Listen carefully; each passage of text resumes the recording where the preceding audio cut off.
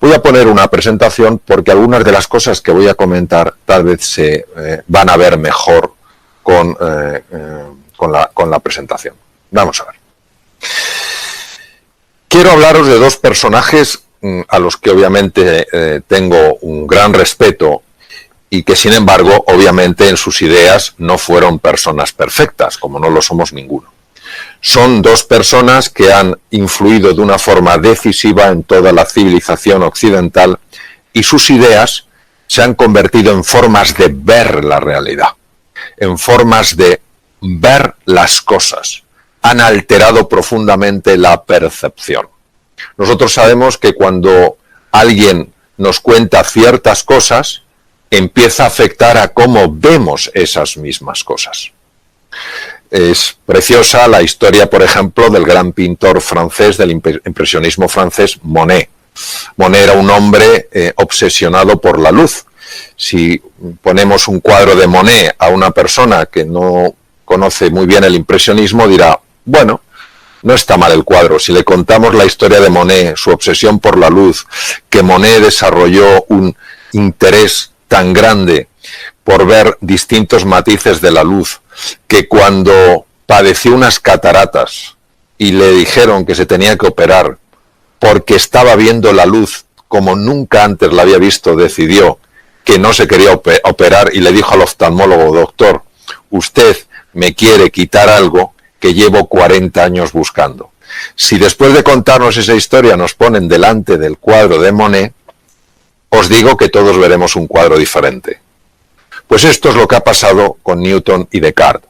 No cabe duda que Newton, desde el punto de vista de la ciencia, Descartes, desde el punto de vista de la filosofía, han hecho unas aportaciones maravillosas a nuestra vida. Sin embargo, cometieron un error muy lógico, no fueron ellos los únicos, de alguna manera fueron los que, a modo de grandes megáfonos, impactaron más en nuestra forma de ver la realidad. Newton, por ejemplo, de alguna manera nos hizo ver un universo alejado de nuestra propia experiencia vital, un universo que se podía medir, que se podía pesar, que se podía analizar. Obviamente nosotros llevábamos viendo un universo ajeno a nosotros, unas cosas separadas de nosotros mucho antes de que apareciera Newton, pero de alguna manera Newton reforzó la relación del mundo interior con el mundo exterior. El mundo interior se podía acercar al mundo exterior, los planetas, las leyes de la Tierra, como un explorador que hiciera una fina disección, que analizara, que conceptualizara aquello que había. Por otra parte, Descartes, en el siglo XVII, hace 350 años, hizo un estudio muy profundo de la naturaleza y llegó a la conclusión de que había dos tipos de naturalezas. A una la llamó la res cogitans, era la mente, los procesos mentales. Y otra era la res extensa, lo físico, lo que se puede pesar y medir, por ejemplo, el cuerpo. Y él consideró que lo único realmente fiable era la mente. Y que el otro no era tan fiable porque los propios sentidos te podían engañar. De aquí nace el conocido dualismo cartesiano, pero veréis las implicaciones que esto ha tenido en nuestra forma de percibir la realidad y en nuestra forma de entender dónde está la oportunidad. Descartes pensó que los procesos mentales no podían afectar a los procesos físicos sencillamente porque no había conexión entre ellos. La res cogitans, lo mental, y la res extensa, lo medible, lo pesable, eso no estaban conectados. Con lo cual, nosotros éramos puros observadores pasivos de una realidad que podíamos, siguiendo a Newton, analizar, describir, categorizar y explicar.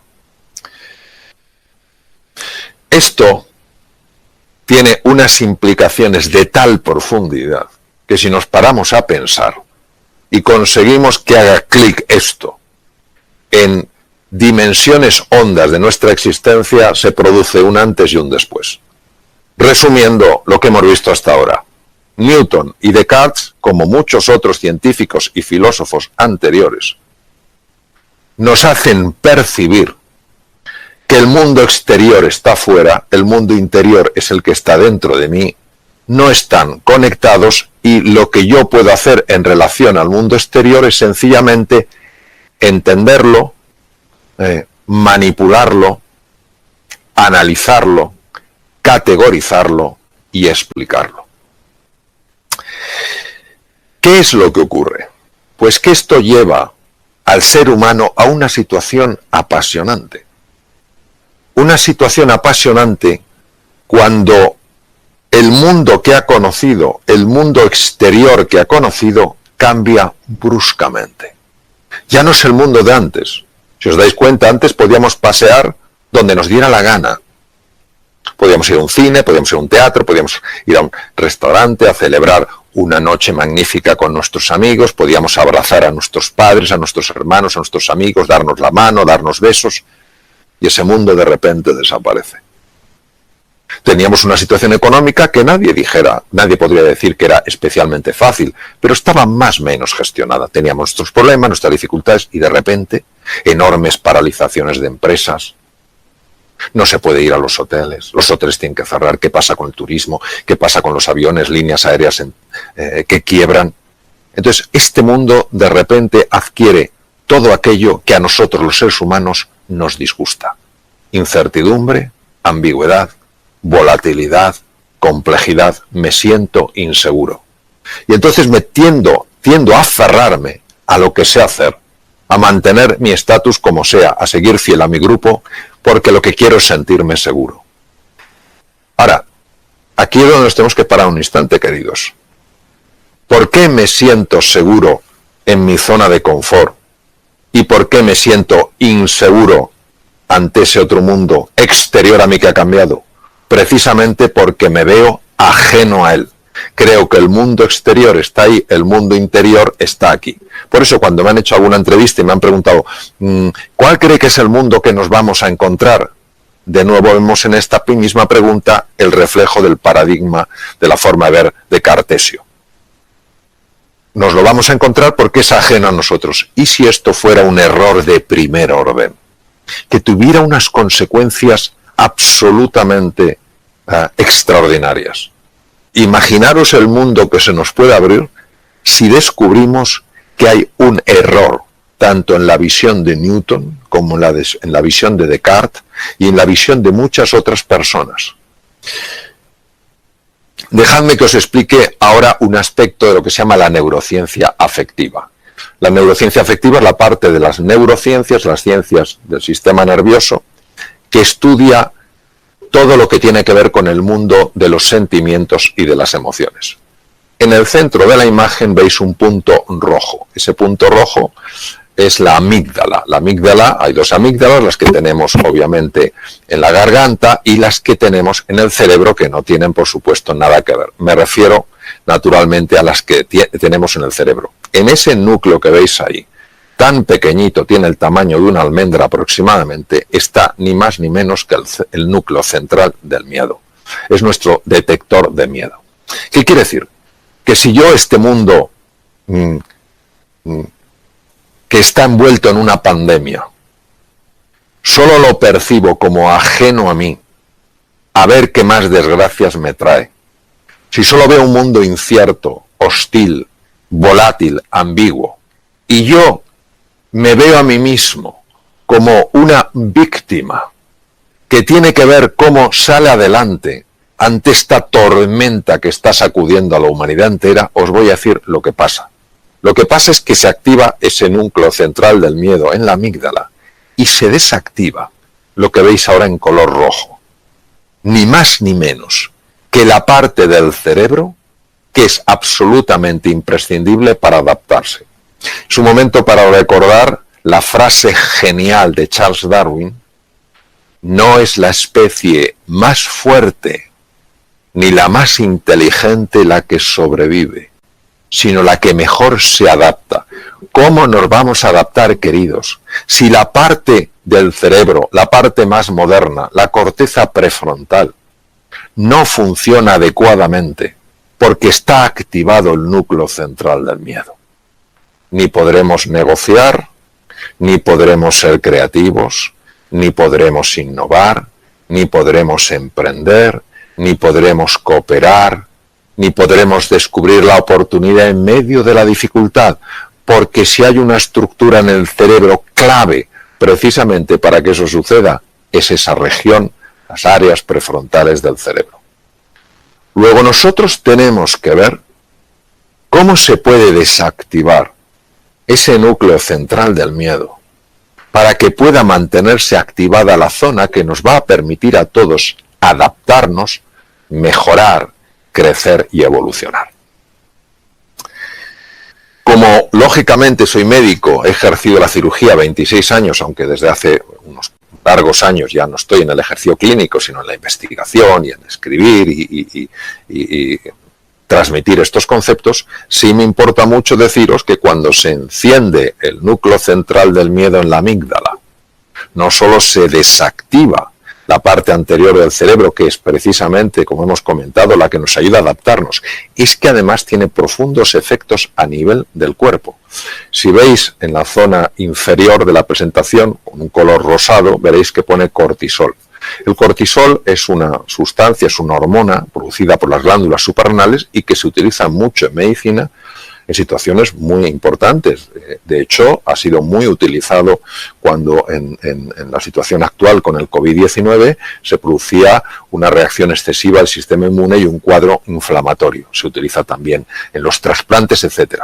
Pero cuando el cortisol es liberado por procesos mentales que están interpretando un territorio incierto como un territorio hostil sin siquiera haberlo conocido, solo por unos fragmentos de información, por importantes que sean, el cortisol empieza a liberarse de una forma anómala en la sangre, no gestionada por un profesional, sino anómalamente en la sangre, y esto no solo afecta a los órganos que veis debajo, tubo digestivo, hígado, sistema cardiovascular, corazón, pulmones, sino a esa célula que veis a la derecha, que es una de las células más sensibles al cortisol. Es el linfocito asesino. Imaginaros lo brutal que tiene que ser en su ataque para que a este linfocito, que es parte de nuestro ejército, le llamen asesino. A mí me recuerda en la guerra de las Malvinas, cuando decían que los británicos iban a mandar a las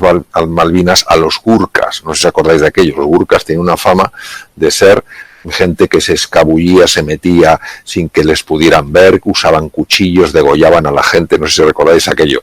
Pues de alguna manera siempre ha habido dentro de los ejércitos tropas especiales, tropas muy entrenadas para entrar en las líneas del enemigo, pues nuestra tropa especial, o al menos una de ellas, es ese linfocito, el linfocito asesino, NK Natural Killer, asesino natural. Bien, este es un linfocito especializado en el ataque sobre todo a dos tipos de agentes nocivos, las células cancerígenas, número uno, y los virus. Acordaros que el COVID-19 es un virus.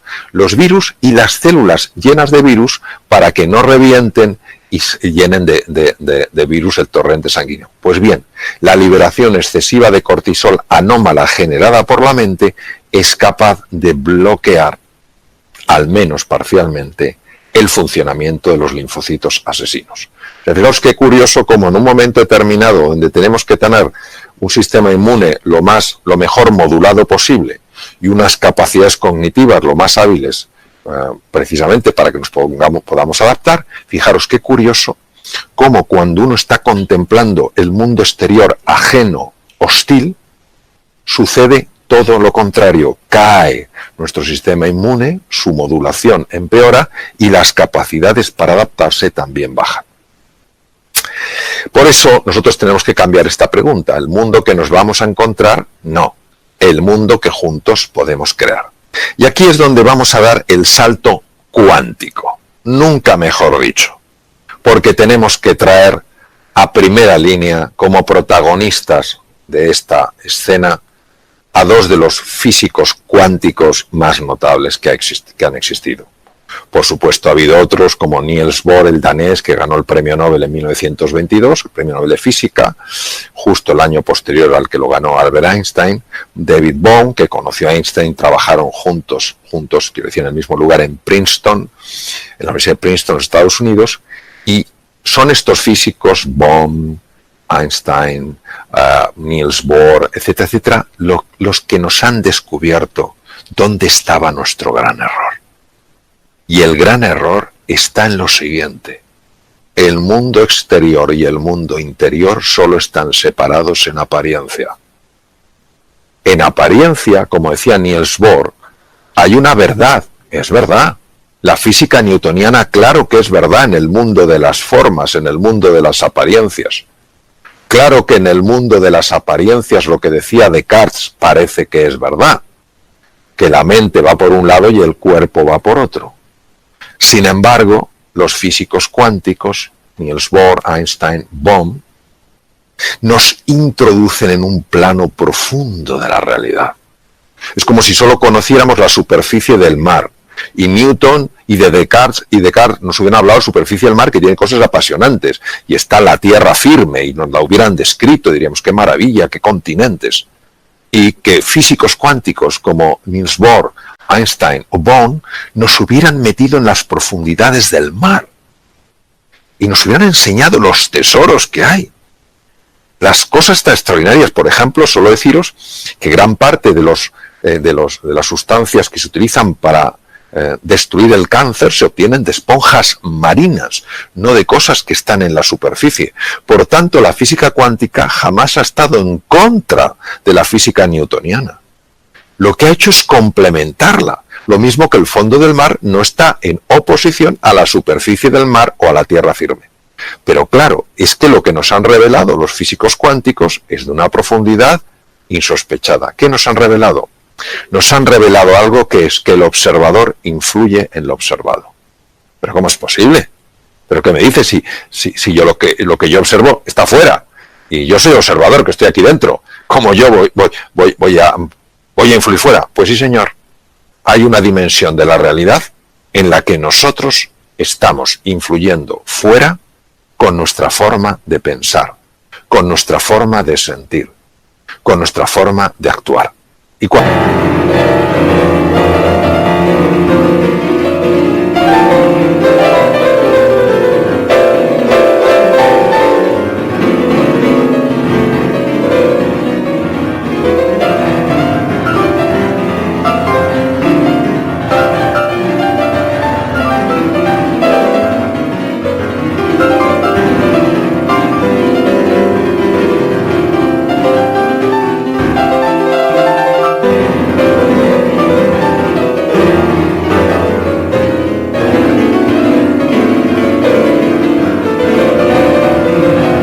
Cuando tiras del hilo y te vas para atrás, te das cuenta de que Carl Gustav Jung, probablemente de los psiquiatras más extraordinarios que ha existido, ya lo vio.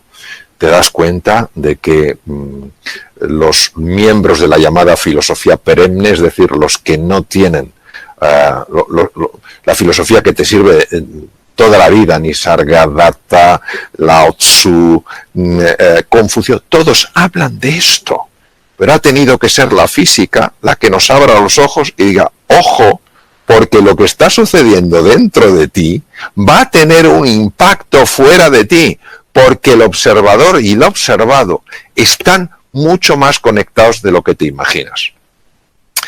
Y por eso tenemos a alguien de la talla de Blake, William Blake, inglés, nació en 1757 y fue otro de los grandes filósofos para mí, aunque él era poeta, él era un magnífico grabador.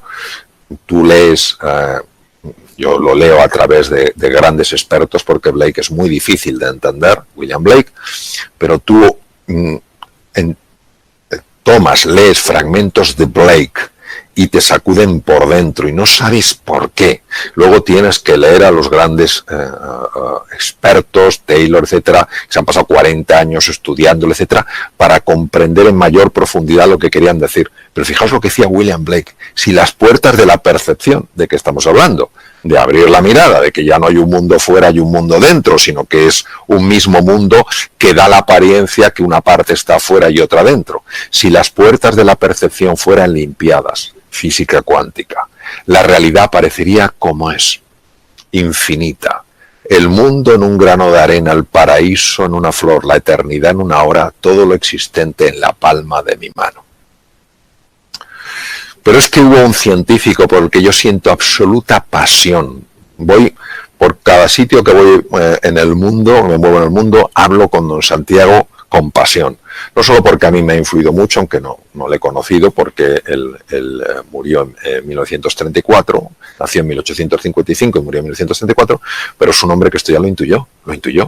Es el neurocientífico que mejor ha conocido el cerebro. O sea, tener en cuenta que él gana el Premio Nobel de Medicina en 1906, que eso era imposible para un español, imposible, pues lo ganó porque él hacía posible lo imposible. Y este hombre, en un mundo totalmente cartesiano, totalmente científico, totalmente rígido, siguiendo los principios absolutos de Newton, los principios absolutos de Descartes, este hombre dijo algo que creo que muchos neurocientíficos no han entendido. Todo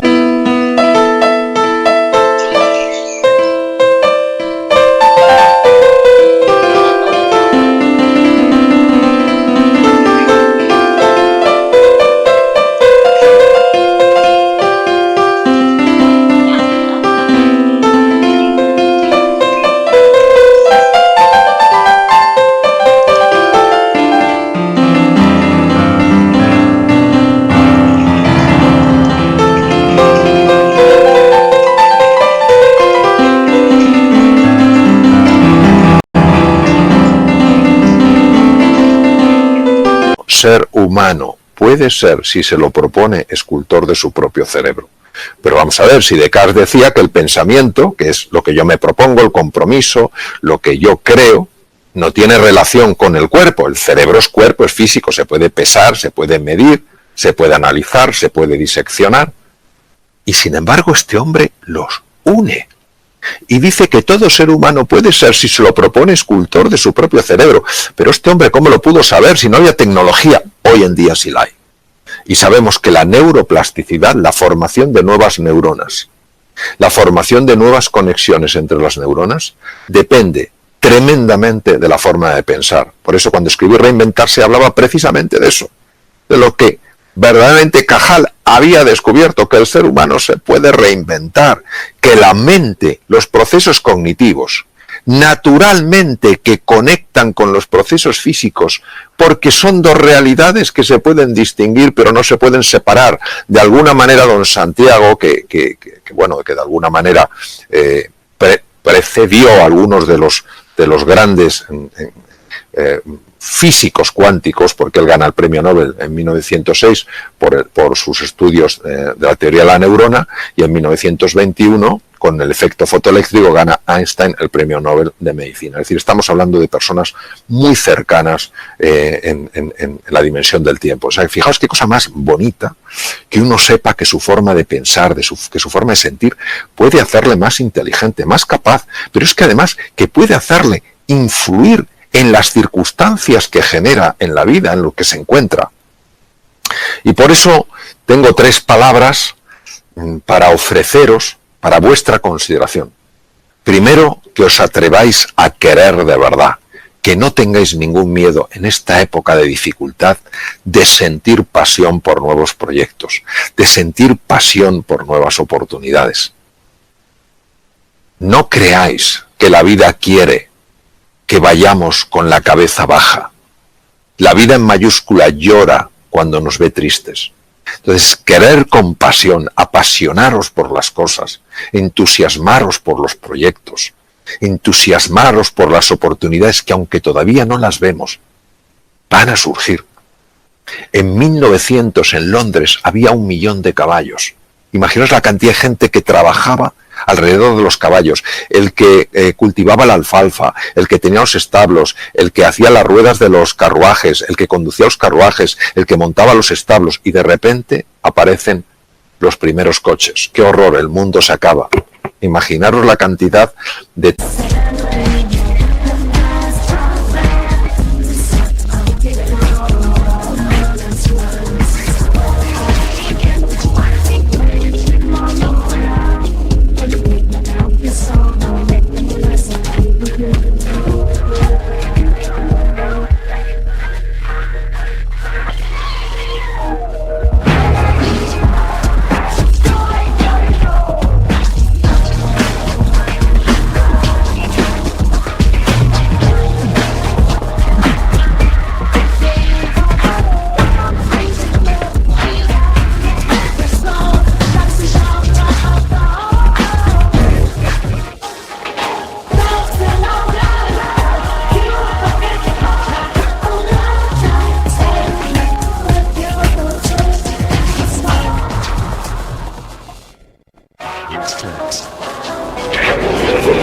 trabajos, de oportunidades, de posibilidades que han abierto los coches. Entonces, querer con intensidad, sentir pasión, porque hay un mundo de oportunidad. Ya sé que no lo vemos, ya sé que no lo vemos.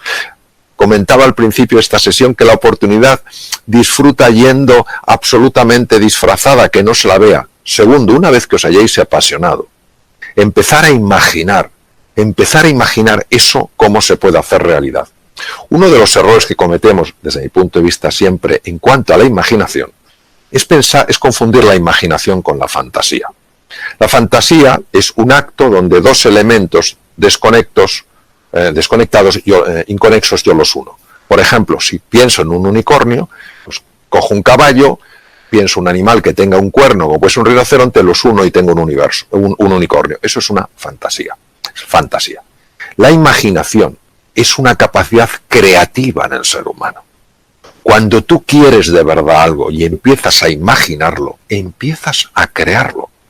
Por eso uno acaba creando lo que imagina, porque como el observador se afecta al observado, lo que tú imaginas que está animado con el fuego de la pasión, busca su expresión natural en el mundo exterior, generando circunstancias favorables para tu avance, para tu progreso. Porque el mundo interior y el mundo exterior, de nuevo, recordémoslo, son parte de la misma realidad. Podemos distinguirlo, pero no podemos separarlo. Lo que sucede dentro de mí también afecta a lo que me pasa a mí. Entonces, y para abreviar, haciendo un resumen, evitemos, queridos, tomar la posición de una víctima. Ya sé que esta situación es dura. Hablo con conocimiento de causa. Esta situación es muy dura. No le quitamos dureza. Ahora, esta situación no es más dura ni más fuerte que lo que somos nosotros, sacando nuestra mejor versión y ayudándonos unos a otros. Enfoquémonos en conseguir lo que queremos, no evitar lo que no queremos. Si estamos hablando de pasión, si estamos hablando de entusiasmo, uno no se entusiasma por evitar lo que no quiere, uno se entusiasma por conseguir lo que realmente quiere. Recordemos siempre que la imaginación tiene en sí la capacidad de crear, no solo de describir, sino de crear, de materializar. Utilicemos un lenguaje que nos ayude, no que nos anule. El lenguaje es nuestro pensamiento es lingüístico.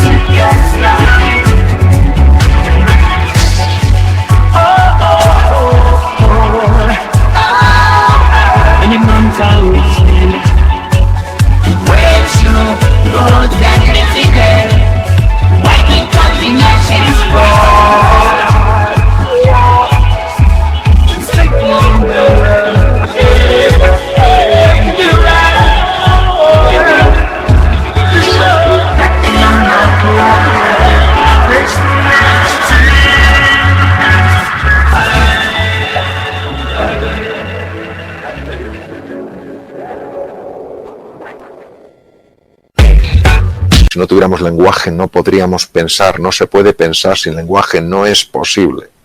Son lo mismo. Y decía el gran filósofo austriaco Wittgenstein, los límites de mi lenguaje son los límites de mi mundo. Si usamos palabras constantemente como problema, hecatombe, desastre, tristeza, lamentación, horror, nuestro mundo se va a hacer muy pequeñito. Si reconocemos que eso existe y ponemos el énfasis en la oportunidad, en el desafío, en la cooperación, en la generosidad, en la pasión y el entusiasmo, nuestro mundo se va a expandir. Y sencillamente esto no se trata de vender nada, esto se trata de compartir algo que cuando uno de alguna manera, aunque sea humildemente, lo engancha, te abre un mundo de posibilidad. Entonces, que nos abramos a la posibilidad de que lo extraordinario pueda manifestarse en nuestra vida, en tu vida. Napoleón Hill no es un hombre muy conocido en España, es un hombre muy conocido en Estados Unidos, falleció hace muchos años. Y siempre me impactó mucho esta frase que le corresponde a él y por eso hay que poner su nombre al lado de la frase. La oportunidad viene envuelta en ropa de faena. Su forma de describir que la oportunidad no viene con bombo y platillo, como describía yo al comienzo de esta sesión. La oportunidad viene envuelta en ropa de faena. Quien está en posición de víctima, quien está utilizando un lenguaje donde solo caben los problemas, las dificultades, las limitaciones, los desastres, las hecatombes, no la va a ver. Quien cree que el mundo exterior está fuera y el mundo interior está dentro, no la generará, y si no la genera tampoco la verá. Napoleon Hill pasó 25 años de su vida, un encargo que le hizo una persona muy reconocida en los Estados Unidos, pasó 25 años de su vida estudiando la vida de la gente que había podido salir adelante en situaciones muy complicadas. Y llegó a la conclusión de que al final es esto. Si tú te entusiasmas, si tú imaginas, si tú cada vez que te caes al suelo, en lugar de quedarte mirando el suelo, empiezas a mirar al horizonte, empiezan a manifestarse, a aparecer oportunidades en tu vida. Entonces eso es lo que yo quiero dejaros como final de esta sesión, que busquéis la oportunidad, que esa oportunidad está, que uséis los recursos extraordinarios que tenéis para decir sí a la vida, para decir sí a este nuevo mundo que nos encontramos. Cuidaros mucho y un abrazo muy fuerte.